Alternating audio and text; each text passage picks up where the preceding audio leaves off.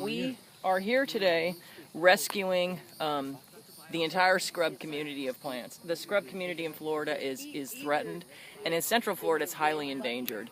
So this is one of the last examples we have of intact scrub in Central Florida on the Mount Dora Ridge, which runs from Apopka to Kissimmee.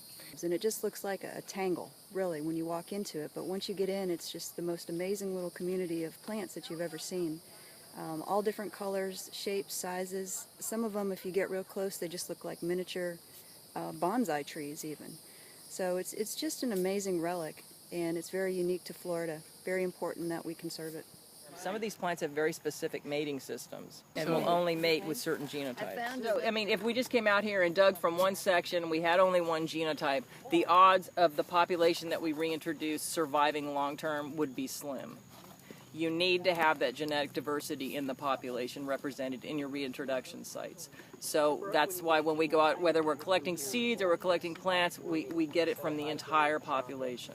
What you have, because of the these old dune environments, you've had plants that have specialized for nutrient-poor soil conditions and the rapid loss of water following rainfall. This is scrub lupin, and it is endemic to Central Florida, meaning it occurs nowhere else on the planet. It has a very specific niche within the habitat, within the scrub habitat. There are other lupins in Florida, some of them more common, some of them you see along roadsides even as you're driving down the highway. But this is very specific to these white sand soils, very deep, fast-draining soils that used to be, you know, when this was an island, this was beachfront property. Not every landowner will give us permission to come out and collect before they develop a site.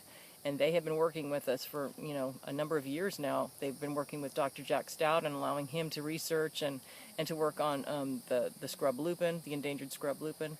And I just want to reinforce it is so important for landowners to work with us. We can't do our job and we can't conserve this habitat and these species and this genetic diversity unless we have that cooperation.